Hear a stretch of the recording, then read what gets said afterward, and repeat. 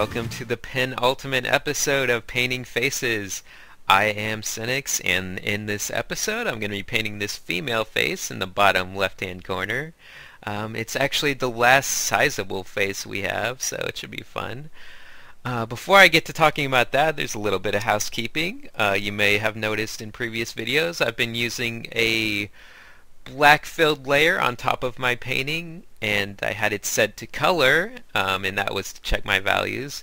But it turns out in Painter that the color setting has some interesting properties, and from experimenting a bit, I actually noticed it makes the values slightly lighter than their true values. So in order to check the true values, you actually have to set it to colorize instead of color, and that will give you the true values. I don't know why color does something slightly different, but whatever. Colorize is the setting you want to use to check your values, so just wanted to get that out of the way. So, onto the face. In this face, I think the main goals I was going for were to create something slightly more realistic. I'm kind of going for a more photorealistic coloring scheme in this one, and it kind of looks weird and muddy right now, but don't worry, I'll keep working on it until it gets more realistic looking. I brought in a little bit of shadow on the top of the face just to kind of break it up a bit and give some, I don't know, more dynamic interest to it.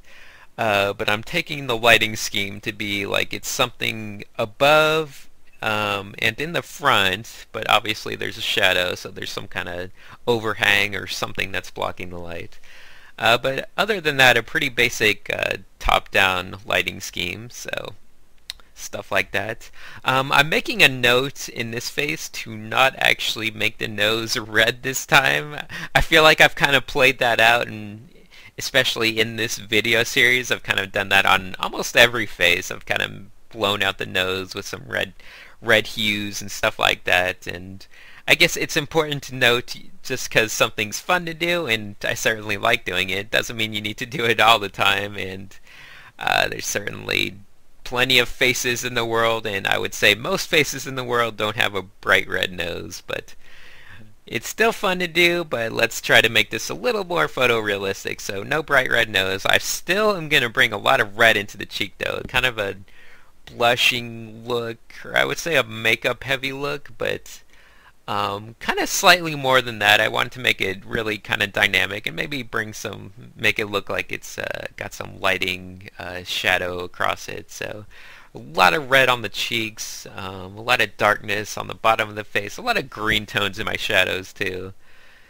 And some blue tones in the top part with that cast shadow that's on the top of the face, and that really brings it into a nice I got a nice variation of colors going all along the skin tone, which is always the goal. That's the goal, is a variation of colors, and it doesn't quite matter what colors you're using. Obviously blue on the top this time, and a lot of green and red in the bottom and middle. But anything you can use, as long as your values are working good, and you can justify those colors somewhat, then you should be good to go, and I encourage you to experiment as much as possible. So, since this one is trying to be slightly more realistic looking, I'm actually kind of dabbing away with my thick and thin brush on the cheek here, and that's just to kind of create some texture in the skin tones, because obviously skin has a lot of texture, and you know, maybe little spots or freckles, or you know, just all kinds of little subtle variations and stuff like that that'll make it look a bit fake if you just have a flat, maybe painted surface or a nice even gradient. So you want to get in there and get some nice texturing and really rough looking texture for a skin tone. So I've decided I was going to make the hair blonde just because I'm surrounded by brunettes on this side of the screen, so that should kind of diversify it a bit. So I kind of started with a nice dark green tone. I don't just fill it in with blonde like right from the start, because obviously underneath the blonde you're going to get a lot of shadow, and obviously the light can't penetrate all the strands of hair, so you always want to at least do your dark base tone and then work lighter on top of that. And you don't even have to go all the way to a bright blonde. You can just do it in the highlights, and that's where you see the true color of the hair. or as we would call it, the true color. So, a couple other simple things about this face. I'm kind of working on the nose a bit. But overall, I feel like I've pretty much established pretty much the coloring scheme of this face, and it's mostly just going to be noodling from here on out, adjusting details, doing all the stuff that might not show up that well on video, but definitely it's more noticeable to me. And so a lot of the things I'm doing from here on out are going to be over the line art. Obviously, before or while I was talking, I was getting rid of the eyebrows, which is something I like to do because black eyebrows, those kind of harsh lined eyebrows, never really look like proper eyebrows. So that's even, I would say, if I was going to just get rid of one thing in the line art, it's usually the eyebrows, and you might have noticed that in previous faces. So I've kind of run into a bit of a problem here in trying to get my faces to mesh well with each other, in that this face on the right, when I did it, I actually gave it a strong backlighting, so I don't want to go in too dark on its border, so that was kind of giving me an issue.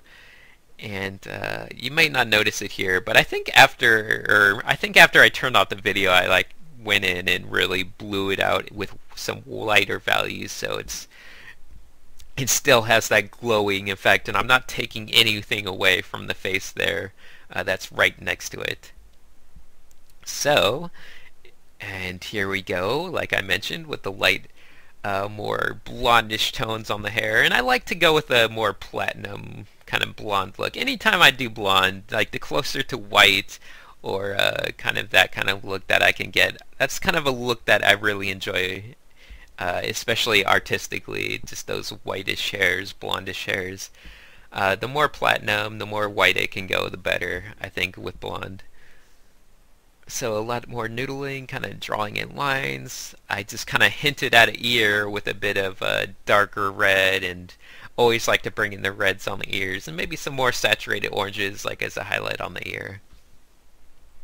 So there we go. This is the finished piece. I color corrected it a little bit. You can see I took away some of the greenish and made it a little more desaturated and a little more reddish, I would say. Or I think I kind of took down the values a bit, so the chin and stuff isn't quite as dark.